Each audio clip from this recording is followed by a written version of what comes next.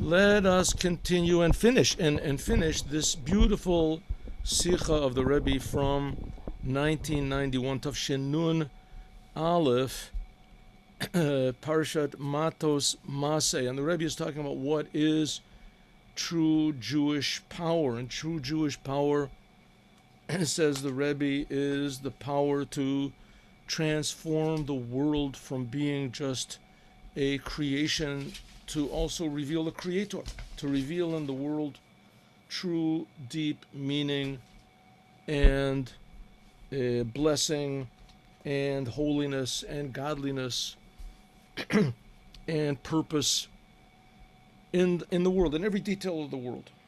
Every detail of the world. In order to do this, you have to have tremendous inspiration. There has to be inspiration from above, and God gives inspiration. God, yes, He does really exist. God exists. And not only does God exist, but if God didn't exist, we wouldn't exist. God is creating us. And even more, God exists, and He's creating us for a purpose. And He wants to help us in that purpose. That's the whole idea of that God took the Jews out of Egypt, and we remind ourselves that He's always taking us out of Egypt. Egypt means our limitations. Our limitations, our over-involvement with the world, and our over-emphasis on ourself, which brings worry and the depression and aggression and confusion and laziness and all these negative things. So we need power. We need power, and God gives the power. God gives the power, and He wants to give the power, and He likes to give the power, but God is afraid. He's afraid that we won't want to accept it. God is afraid that we won't want to accept these gifts that He gives us. And this is talking about how to do it. How to do it exactly. The Rebbe explains to us what type of gifts God wants to give us, and how to accept them. How to accept these gifts. So we have to understand what they are and what we want. So the Rebbe says especially it can be summarized in the numbers 1, 2, 3, 4, and 5. Number 1 is that you exist. Number 2 is that there seems to be something other than you. Number 3 is the ability, the inspiration to unify these two opposites and see it's all just part of the creation of God. Then there's number 4 represents an inspiration from above, a realization that there is something even higher than just uniting opposites, and then just uniting the spiritual and the physical, the world and me. There's something higher than that. And what is that? That is revealed. That's the idea of redemption, geula. Geula, redemption. Geula means that we see the oneness of God in everything. That there's one creator that creates everything. That's the number 4. So that's above just uniting everything. And then there's the number 5. That represents the total ultimate redemption. The Rebbe doesn't say it, but even like raising of the dead and things that are just totally out of our control. But it's a gift that God gives and He wants to give. So that's what the Rebbe explained before. That's the idea, and this comes from this. We can take an example of somebody who really embodied this in the world was Aaron, Moses' brother. That Aaron was love, a tremendous level of love. And he said that tremendous level of love and appreciation of the Creator of the universe. That's what we learned before.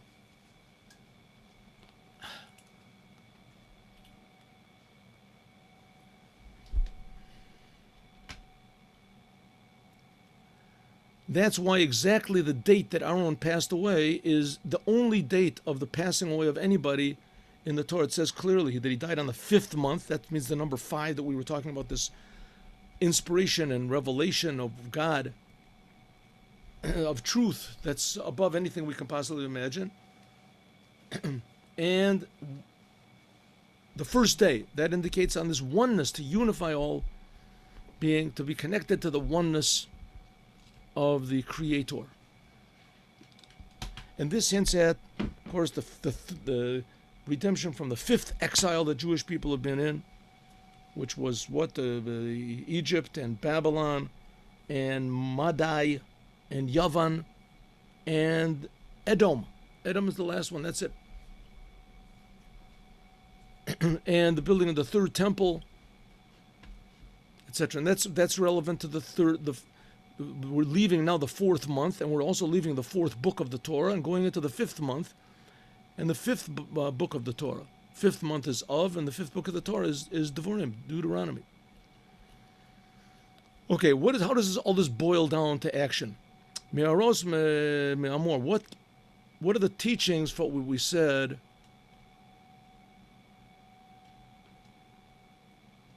What does it actually mean? What are we actually supposed to do? We've got these ideas in thought and in speech. What about action?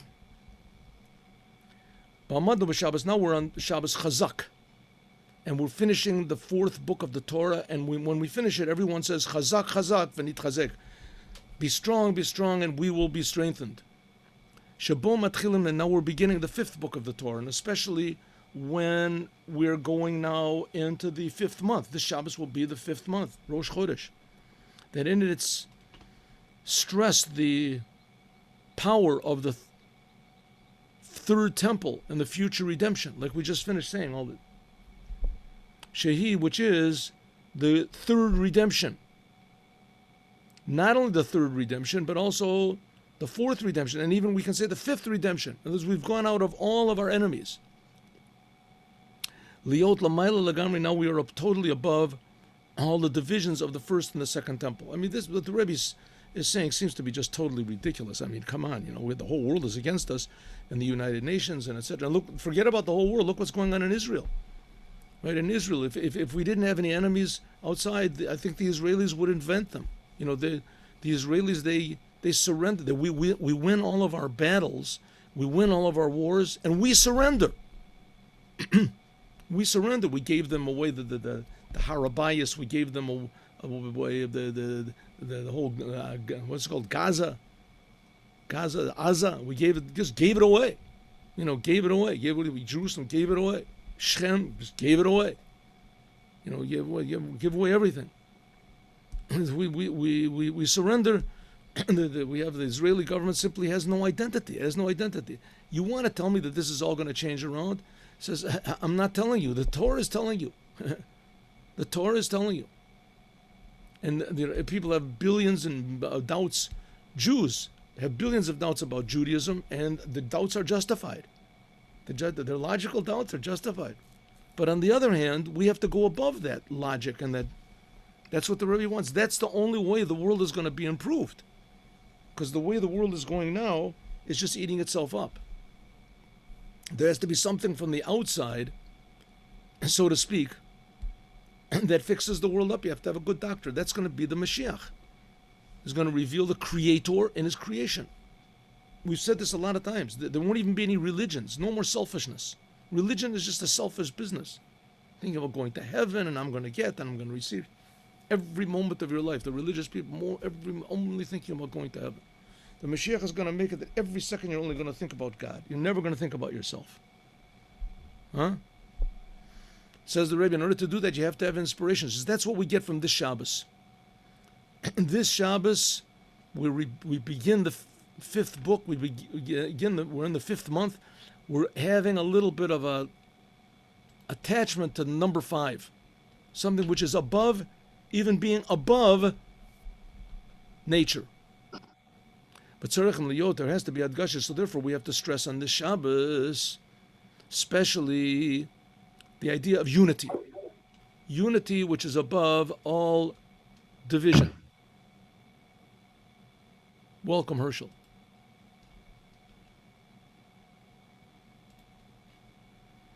And even more, to stress this idea of unity. In other words, there it is. I think I said this before, I'll say it again. That someone asked the Lubavtcher Rebbe, why do you do all these miracles? I mean, there's books and books written about the miracles that the Rebbe did. Incredible, especially people that were sick. The doctor said they were finished, they had no choice. Then all of a sudden the Rebbe said, that's no no big deal. Go to a certain doctor, go to this person, do this. All of a sudden, the disease went away. People that couldn't have children, all of a sudden, the Rebbe. There's a whole big story. You can look up a gem. They have a whole series. Ladies that they went to 50 doctors and they all told them that they were going to die and they had that operation. They could never have children. And the Rebbe said, do me a favor, just go to one more doctor. Went to the last doctor. The doctor said, you're pregnant, lay down in bed, you're going to be okay. And after that, they had children. The Rebbe went against all the doctors. And it just didn't happen once. It happened over, and it's documented. And it is. So somebody asked the Rebbe, why do you do all these? I mean, you don't demand money. You don't demand fame. You're not demanding that these people become Chabad Hasidim or they become your followers or supporters or anything. Why do you do it? And the Rebbe said that people have to know that the world, I'm taking this out of context a little bit. People have to know that the world cannot be taken at face value. The world cannot be taken at face value. And that God, the God of Israel, is really active, but it's behind what seems obvious. In other words, there's more to the world than meets the eye. And that's the whole essence of Judaism. That what we see and what we think and what we this and what the odds seem to be and the logic, if the Jews would have gone according to that, we would have been gone a long time ago because we're outnumbered at 1,000 to 1. But here we are despite all the enemies. So the Rebbe says that we're not here just to survive. That's not the miracle. It certainly is a miracle that we're surviving. But the point is we're here in order to attach the whole world to this eternal good, which is creating the world. It's everywhere. Even more, like we said, according to the Mishnah, we said, Havi Talmidim Shel Aaron, you have to be pupils of Aaron. Have means it's a commandment. You have no choice. This is not just a story. It says in the Mishnah, you must be a pupil of Aaron. This is not just a story or good advice or if you want to be a special person. Right? You want to learn to be an astronaut. Is this what you have to do? You want to learn to be a professional violinist. This is what you have to do. But you don't have to. It's optional. Here the Mishnah says, no, it's not optional. You must be a pupil of Aaron. Have, you must be. It's a commandment, and it's a giving of a power. Not only that you have to be one, that's number one. Number two, you must be a pupil of Aaron. What does it mean, pupils? That you can't just suffice with yourself. You must be pupils. Several students. That the way that you act has to be in a way that when you act in this proper way, it has to be that it advertises to others. When you by means of this nitvosef, there is added to this yoter mitzada inyan, the kina sofrim mar b'chachma, that because you're adding on your service of God in a way of love, in a way of helping others, in a way of teaching others, thinking about others, being connected to God through Torah and the commandments, and trying to inspire others to do the same. As it says, Kina Sofrim Mar B'Chachma, it says that the jealousy of genuine Torah scholars, this increases wisdom. What does it mean? It increases means it increases without any end. Like it says, B'chol Me'odecha. That even though that somebody else is limited, but nevertheless, a person can be inspired in a way that it's his service of God is not looking at any limits. Until it is connected with infinite. A person is only thinking about how to serve God. That's what you should inspire others to do. We can also add on the attachment of loving every Jew to the future redemption. Not only that by means of loving every Jew you do, I think we did this yesterday, but it's certainly worthwhile repeating 500 times. Which I'm not going to do 500 times, but at least twice we can do. Loving every Jew. We talked about this yesterday. Why only loving every Jew? You're supposed to love everybody. But loving every Jew, number one, is very difficult. Because Jews get on each other's nerves. Number one. And number two, that's what we said, there's the cause of the destruction of the temple. Because Jews just don't like each other. Down deep. They tell a joke. I'll tell you a joke. Want to hear a joke? Even if you don't want to hear it, I'm going to tell it. It says that if you go and ask a non-Jew, a Gentile, Right? What do you think about the Jews? The Jews, they're people, you cannot trust them at all. These people, I'm telling you, they're tricky. They're just they're awful. The Jewish people are selfish, awful. What about Zalman the banker? Oh, Zalman the banker. Here we have an exception. This man, I would trust him with the keys to my house. And what about Moshe, the guy with the fruit store? Moshe the fruit store, what a wonderful person. This is a person, I mean, if all the Jews were like him, it would be wonderful. You go to a Jew and you ask, what do you think about the Jewish people? The best, nothing like the Jewish people. Am chacham v'navon. Intelligent, they're more intelligent. Look at all the Nobel Prizes that they won. What do you think about Zalman, the what was it? What did I say? Shlomo, the banker. Shlomo the banker, that guy is such a rat. I would never touch him in a million years. What do you think about Moshe the fruit seller? Moshe the fruit seller, what a cholera. The guy, I tell you, I can't stand to look at him. It's so terrible. In other words, in general, right, in general, the Jewish people, I love everybody. But when it comes down to details, it's a different story. And with the non-Jews, it's exactly the opposite. In general, the Jews, the most terrible people. What about the individual? Individual, of course, I get along with them. So in other words, if you get along, you get to know people, it depends who. A Jew gets to know a Jew, and eventually he hates him. It's a terrible thing. I don't know him yet, but I'm sure if I got to know him, I would hate him. It says, by means of overlooking this and seeing only the good in others, how can you take an example? How can you do it? It's an impossible thing. Very simple. Look at yourself. You overlook your own faults. You only see the good things in yourself. You make excuses for all the bad things that you do, if you see them at all. Well, the same thing do for other people. That's what it means. Love your neighbor as yourself, just like you love yourself without any limit. You don't see any faults. So do the same thing for the other person. Look for something good. For sure, he must be a human. He's a human being. He feels the same way as you feel. So try to feel the same way that he feels, right? And therefore, it says that's love of Yisrael. That's what's going to bring the future redemption. Not just because of getting rid of the bad, of the cause of the exile, but a whole new type of love. Because right now we are on the edge of the future redemption, so certainly we've already fixed up all the bad things. Therefore, we don't have to so much concentrate on turning from bad, ignoring the bad in the other person, just seeing the good in everybody.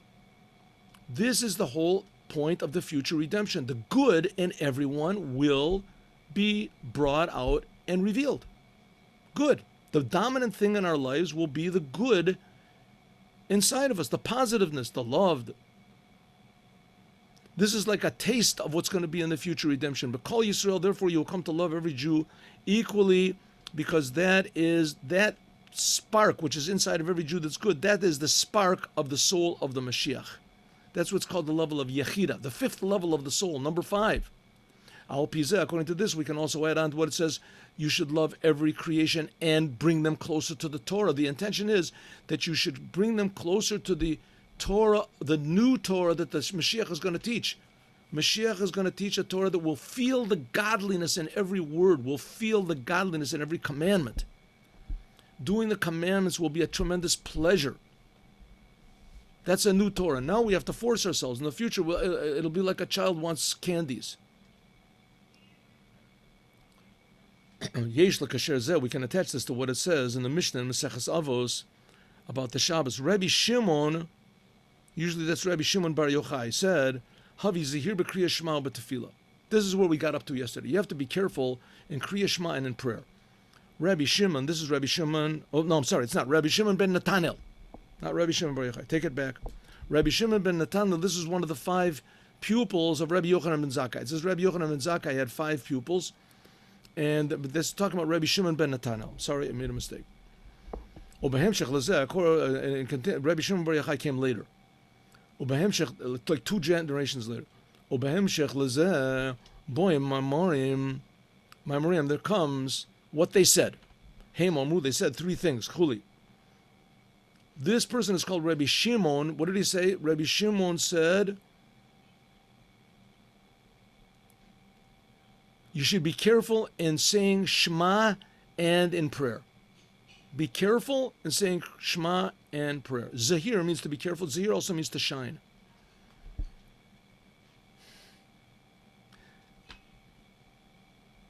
They said three things. Now it says, here he's called Rabbi Shimon. Why? Why is it called Rabbi Shimon? Because this hints at his connection to Rabbi Shimon Bar Yochai. That usually in the Mishnah and the Gemara, when it says Rabbi Shimon, it's referring to Rabbi Shimon Bar Yochai, the one who wrote the Zohar. The Rabbi Shimon Bar Yochai was a person who only learned Torah. Torah. Especially he's known for the mystical Torah that he learned. Rabbi Shimon Ma'ari de Zohar. Rabbi Shimon, he was the author of the Zohar.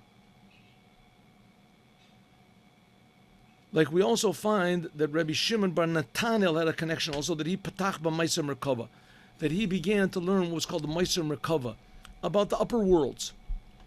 Hatamsha Rabbi Shimon, the reason that Rabbi Shimon said you have to be careful. What did he say? What is he talking? Why is the Rebbe talking about this? Every Shabbat, from Passover to Shavuot, 7 weeks, they learn another chapter or a couple of chapters of Pirkei Avot. Of Pirkei Avot, the chapter Ethics of the Fathers.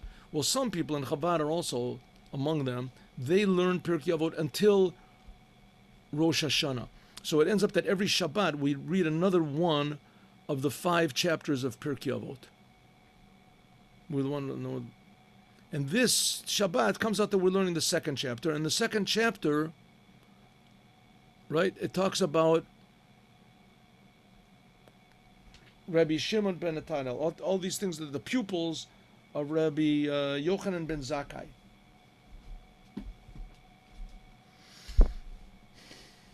Yeah. One of the pupils of Rabbi Yochanan ben Zakkai. What can we do? What can we do here? Excuse me 1 second. Yeah.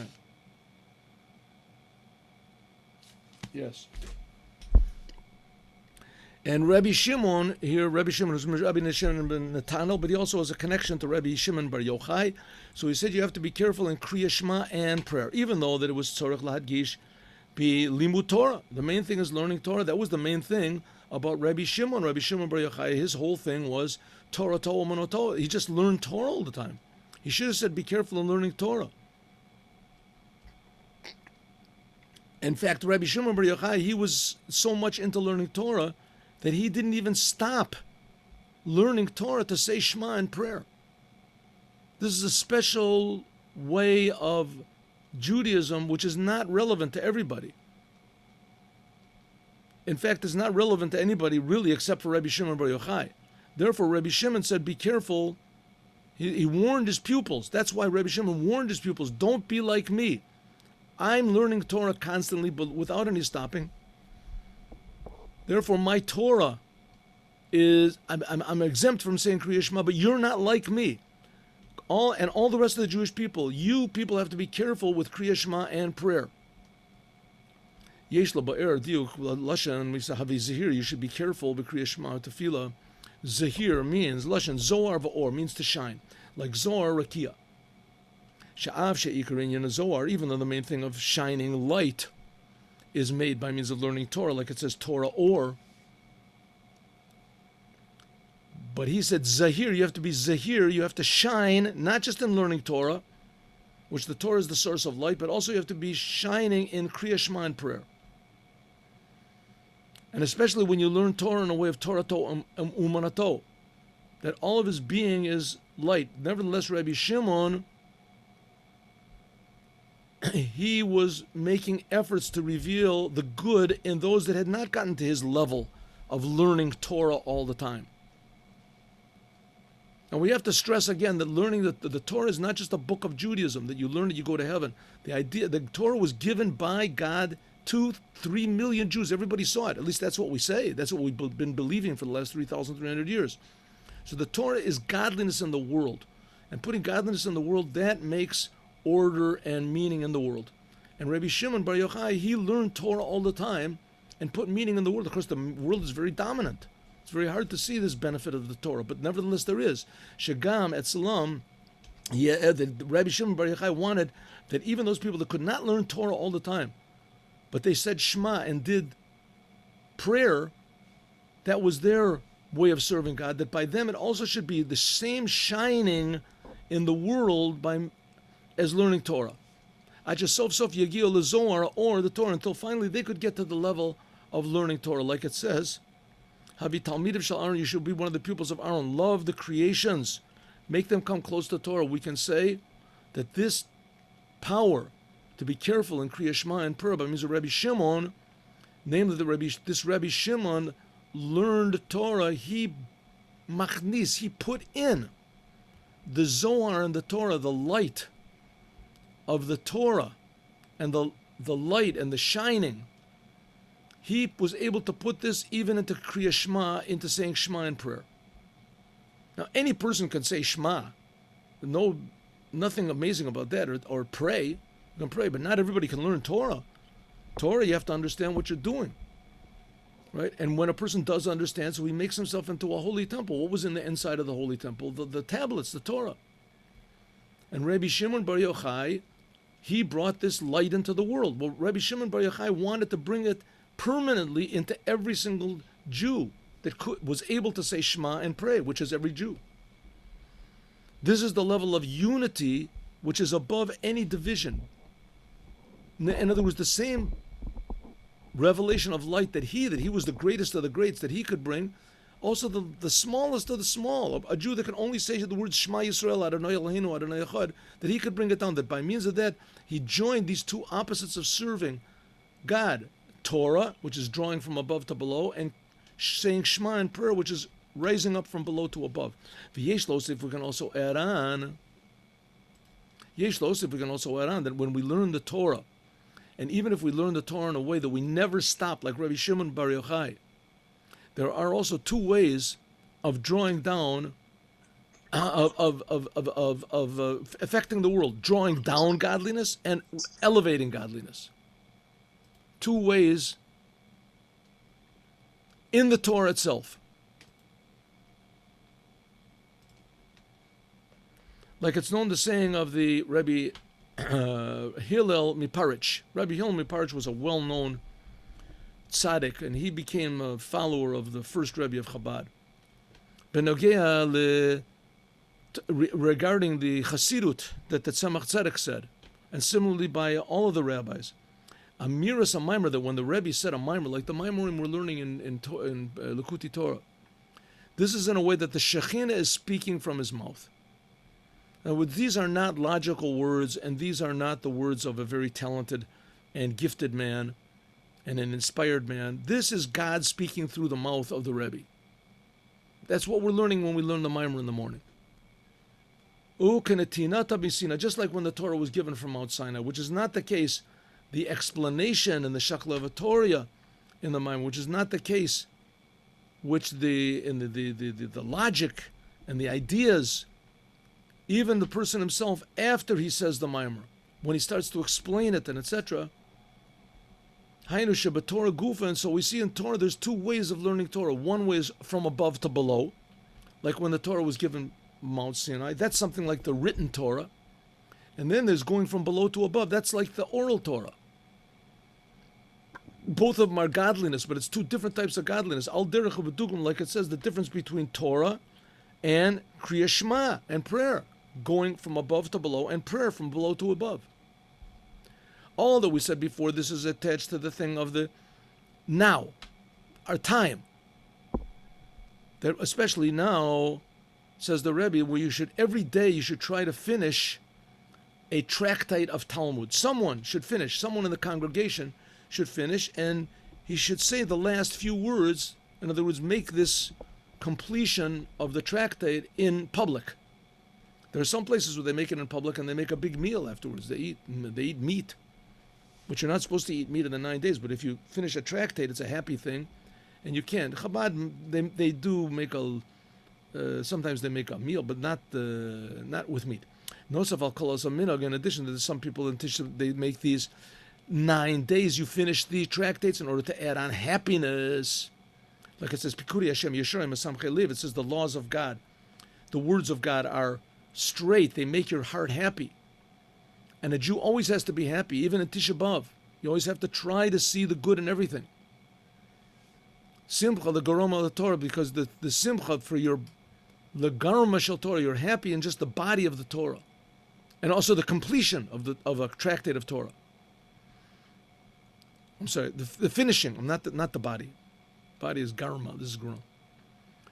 But dugmato, for instance, when you finish a tractate of the Talmud, ki chazin and surba the Rabbanan, the Shalim Masechta, like it says that when you see a rabbi that finishes a tractate of the Talmud of the Yom Tov Rabbanan, you should make a holiday for the rabbis. Kol gama hosafa b'tzedakah, including being happy and giving charity. That's what's called tzion b'mishpat tepara. Mishpat is charity. This brings closer the redemption. You should specially try that when you finish these tractates of the Talmud, it should be with a lot of people. Barov am hadras melech. La'achrei rabim le'echad la'ached rabim Yisrael, that you should unite many as Jews as possible in the joy of finishing one part of the Torah, an aspect of the Torah, including even children. Not only children in age, but also children, not only children in knowledge, but also children in age. So a lot of times people don't want to bring little children into the shul. It makes a lot of noise.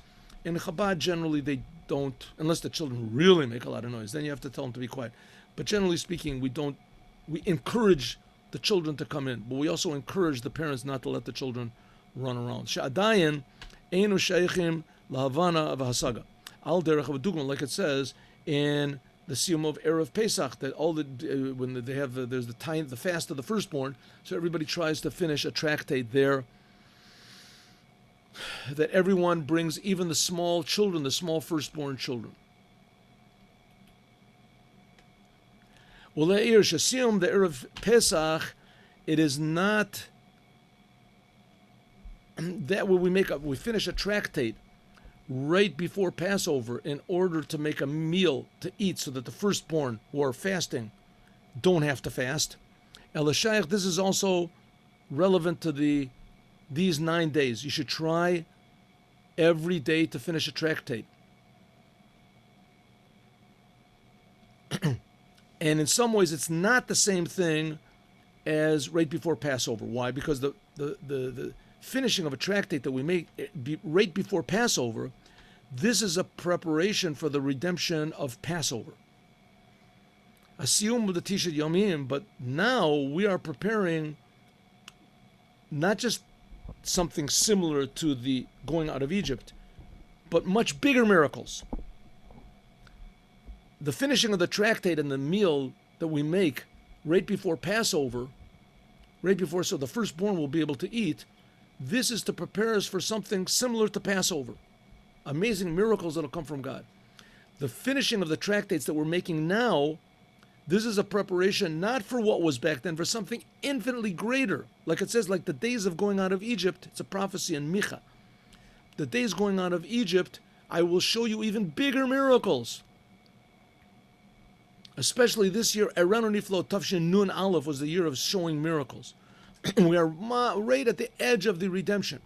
So may it be God's will, that all these good ideas that we're making now should hurry up and bring the future redemption and the third temple.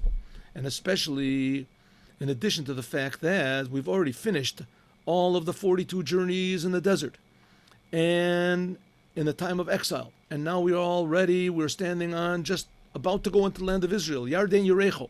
Me'ever Yarden Yerecho, Kadmad Mizracha. Like we're right about to enter the land of Israel, just like they were back then. Over in Yarden, we're going to go over the Jordan River. Then going into the land of Israel.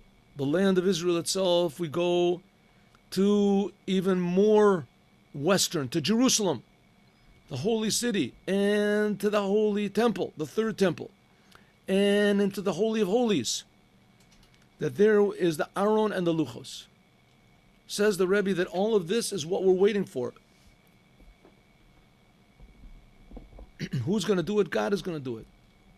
The Yakitsu, then it's going to be even something more amazing. They will wake up all of the dead people. Yakitsu v'Yarananu Shochni Ofer. Moshe and Aaron, that Aaron was the one who passed away, Rosh Chodesh Adar. He will be with them. And all of the tzaddikim, and all the leaders of Israel will be with them. And the previous Rebbe, the leader of our generation, will be with them. Together with all the souls in bodies of all of the Jewish people in our generation, being our reinu, our children, our elders, our sons, our daughters. God will gather them up one from all over the world. Kulam Yachtov, Lomdim Torah Chadasha, all of them together will learn the new Torah that will come directly out from God. And others will feel the godliness in the Torah. Ela Davorim, Elo Davorim Asher Diber Moshe. These will be the words that Moshe said, that Moshe was the first Redeemer and he'll be the last Redeemer. To all of the Jewish people, Ela, these, he'll point with his finger and saying that these are the words that Moshe spoke. Elo Adavorim will point to God. We'll see, like when they went over Yam Suf, it says that they said, Zek Keli V'Aveo, they pointed to God. It was such an obvious thing. God was the most obvious thing in the world. The world will become the whole world will be transparent. We'll see the Creator. How that's going to be, I have absolutely no idea, but it's going to be. And we'll wonder how in the world we ever held on all this time, how we held on to our Judaism through all of this darkness. But then everything will be revealed. Take of a miyad mamash immediately. Ay ay ay ay ay ay ay ay ay. And here's all the footnotes, which you can look and you can see yourself if you want to. And now I would like to attempt to learn another